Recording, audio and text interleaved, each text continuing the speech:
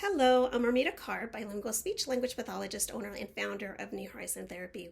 Welcome back to Therapy Thursday, where I answer your questions or talk about a topic as it relates to speech or occupational therapy.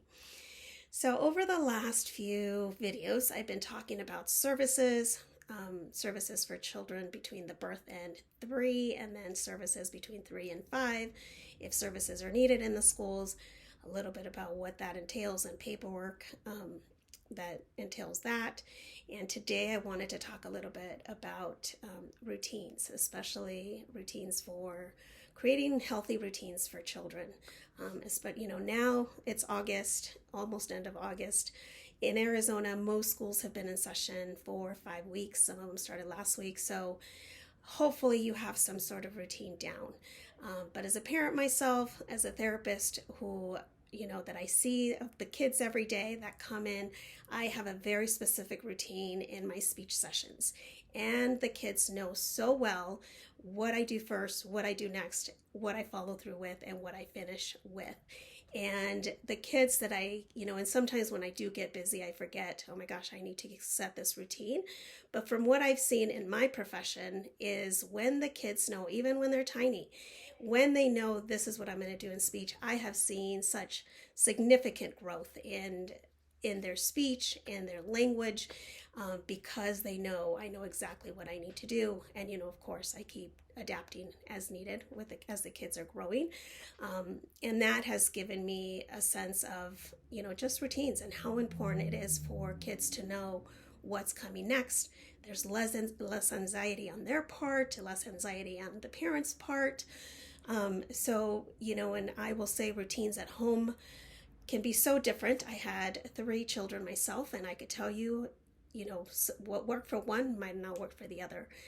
But I will say, I won't go into all the details, but we'll say that to try to find a routine that works for the family, for the kids, try to find what might work for one, or just something that will let the kids know this is what happens in the morning, this is what happens after school, this is what happens before going to bed.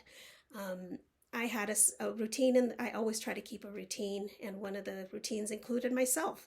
And to this day, even when I had children, would wake up at 5 to do the things that I needed to do to be a good mom.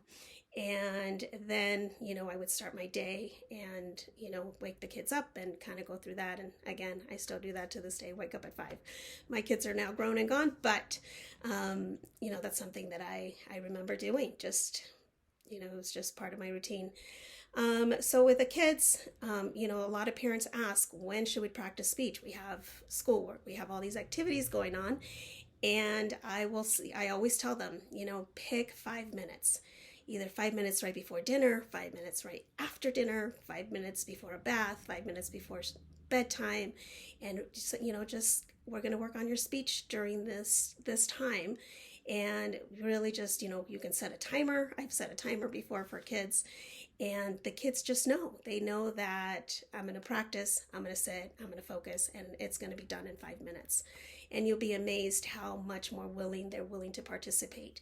And then for the rest of the time, let it go. Just, we can't all be reminded minute after minute. Don't say the sound, say that, say a complete sentence, say that. So, kids also want that freedom.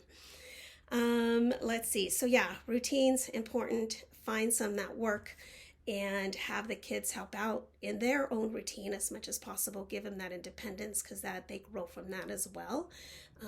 Just so they're able to do their own thing. And if they drop something, show them how to pick it up. But yeah, I love routines. Again, like I kind of mentioned, when I do my speech sessions, I follow the same routine and seen progress. And when I have the kids, so I've had some kids that throw things, and then I kind of slowly teach them how to pick their own stuff up. Then they stop throwing it because then they know they have to do the work. And I kind of go back to the routines, kind of the same thing. If you give them the power to create their own routine and what works for them, it will be a lifesaver for you in the end. For as a parent, you'll have less to do. Anyhow, yeah, as you can see, I love routines. So thank you so much for, watching my video. And of course, leave me comments, ask me questions. and call us if you are struggling with any behaviors at home or something. Give us a call. We are also trained professionals and can kind of help along the way with that. So thank you so much for watching, and I hope to see you next Thursday. Thank you.